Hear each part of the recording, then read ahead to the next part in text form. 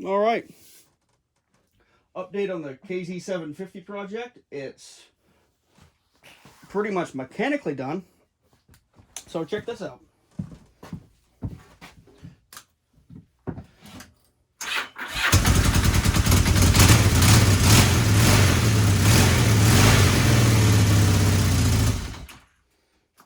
Runs pretty good. I figured I'd give you guys a rundown on what I did to the bike and what a pretty close estimation of what the overall cost was. Should have cracked that door a little bit so I don't die of the exhaust fumes in here. But anyway, I'll get out of the way and we'll go on. All right, so I've been keeping a pretty decent list, pretty accurate list of everything I've been doing. I started this list about a month after I bought the bike, just because I wanted to just have a record of how much work I put into it and a general idea what I spent, so I could tell if this thing was becoming a money pit or not. And it looks like it has not become a money pit. Looks like it's been a pretty good value. Anyway, I'll run down basically what I've done. You've heard some of this before, so I'll just be real quick. Starting from the front, going to the rear. Replace the front brake shoes. Replace the sight glass on the master cylinder and change the brake fluid. Redid the wiring and cleaned out the switches, both for the horn and the directional signal and for the starter. Did some soldering on either one. Gas tank, I replaced the bosses on the front of the gas tank, as well as the tang boss in the rear. Cleaned out the petcock and cleaned out the tank itself. Replaced the gasket on the gas cap. Going down here, there's some rubber grommets that I replaced because the side covers would just fall out. I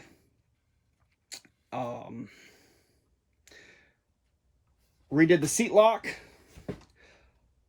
That always brings me back to the wiring, because underneath the seat is all the wiring. I spent probably the better part of 2 or 3 weeks doing the wiring.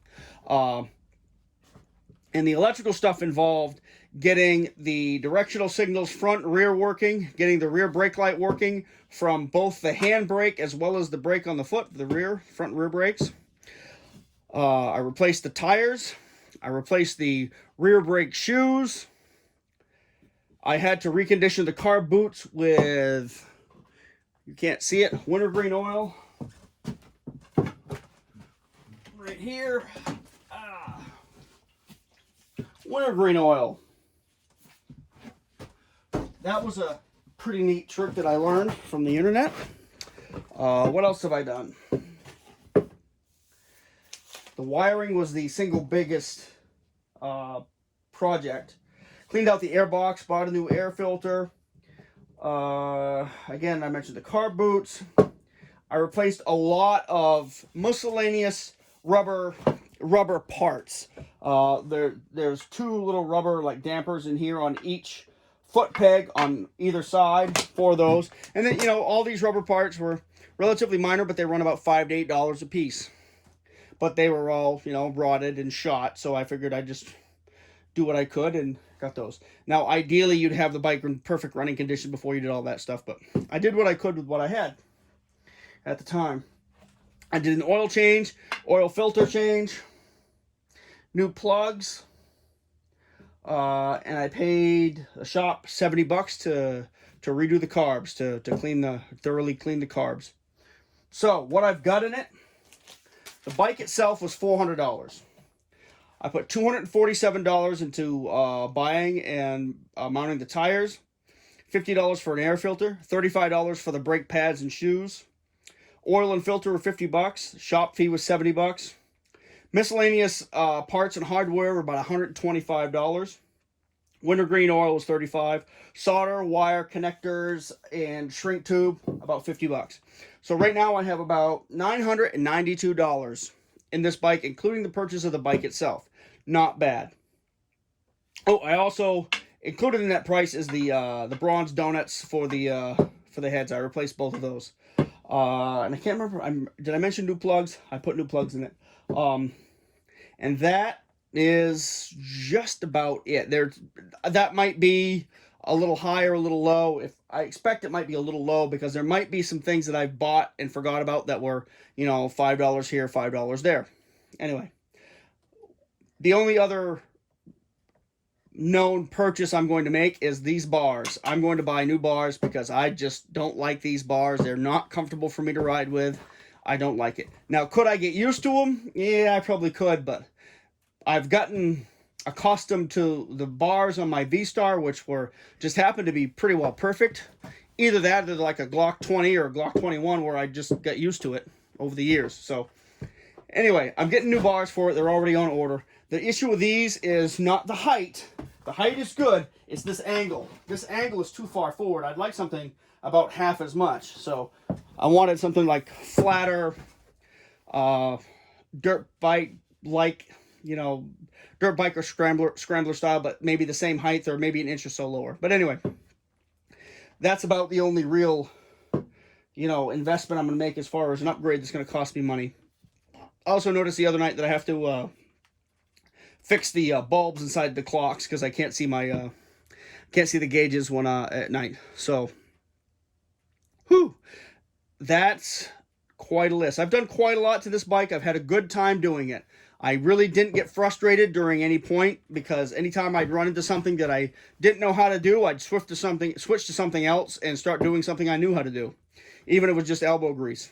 Like I said before, the wiring took me the longest because I had to do some research. I had to try to get a manual. I ordered a couple of different manuals that turned out to be the wrong ones. Sent them back and finally got the right manual.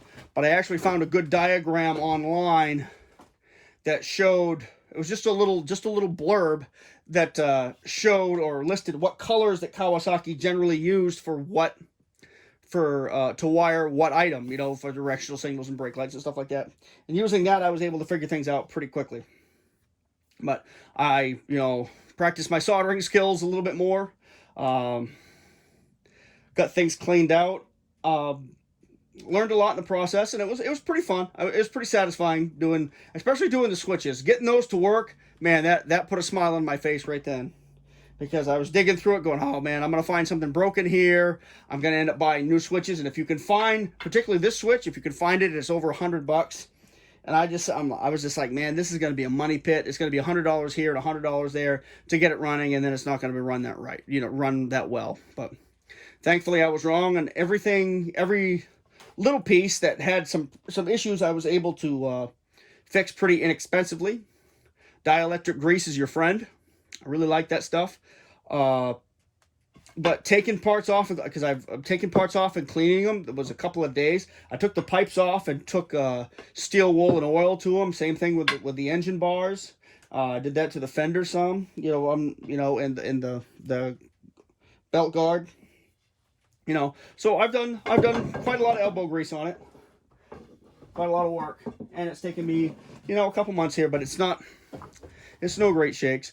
So I'll have, with the bars, I'll have a little over $1,000 in the bike itself, and the bike will be in pretty good running condition. I won't know if it's 100% reliable until I get it out there on the road this spring when it's a little warmer, and go out and put 100 miles on it, get everything hot on the bike, and see if I have electrical problems or what all happens. So we'll see what happens. I'm not sure what could go wrong. Maybe the stator, regulator, stuff like that. But everything looked pretty good to me. But again, I'm not an expert on these. And online, you can find a bunch of resources for the 750 quads, the 4-cylinder version, but not so much on the twins. Though there is a twin website out there that's pretty good. The quads are a lot more popular because they're a lot more powerful. So, but these were made from, I want to say, the mid 70s into the early 80s, and they're out there. They're out there. If I can find another parts machine of the same model, I'm gonna snap it right up, because I would like to have another engine. Even though this one's got about 38,000 miles on it, I would like to have another one just to kind of rebuild in my spare time, to have a completely rebuilt spare engine. and see what happens with that. Just in that, so I can learn how to rebuild an engine and not be stressed about not having an engine in this bike. So I could ride this bike, rebuild the same engine, and have a spare. You know, just as a learning experience and a good thing to have. So anyway, I hope you got something out of this project. I had a good time doing it. I'm glad I did it because I bought this like I said for $400, kind of on a lark, going I'm gonna get it, and I stopped and looked at it, did a little research, and said, well, hey, what the hell, I'll buy it, and put it in the back of the truck, got it home, and my wife was like, what did you just do? But she buys horses all the time, so I can buy a bike or two. Anyway, going to get some new handlebars, gonna get some new mirrors, because this mirror over here is cracked. That's why it won't stay put. I may fix it, I don't know, because this has kind of been a cheapskate challenge for me too, to try to do as much as I could with what I had without buying anything, and that's actually been a lot of fun too. Not just going out and trying to buy new parts and installing new parts, but seeing if I could take off the part, recondition it, and get it to work the way it was without spending a lot of money on it. And I've done that in most cases, particularly with the carb boots and the switches. So that was pretty satisfying too. Just learning that, not learning, I already knew it, but you know, you don't always have to spend money on something if you're willing to work and tinker. So, but again, I've learned a lot on it. I'm going to turn this into my little daily driver / adventure machine. I'm going to work out something on the back to do some storage with, because I like a bike with storage. I don't know what exactly I'm going to do, but I'm thinking like a toolbox or something on the front, because there's a small toolbox underneath the seat, but I want something where I can actually put some decent adjustable wrenches and maybe a socket set or something like that. I don't think I'm going to need it that much, but I want to have it just in case something goes wrong on the road, because the advantage of having this process is I'm pretty familiar with about everything on this bike, and I've had it apart before, and it's not going to scare me to take it apart again on the side of the road if I have to. I'm not going to take the engine apart, not yet anyway. Someday I will. But other than that, I'm about done with it. I'm going to get a blood pressure cuff to try to take the dents out of the tank with. If that doesn't work, I'm going to try something else. But I'm pretty happy with it. For the year that it is, it's a reasonably decent looking bike, though. The paint job on the tank is not great. The upholstery job on the seat was not great. But you know what? It's done. So I didn't do it. Somebody else did. I'm thinking a flatter seat rather than this, dual surface one is where it's at.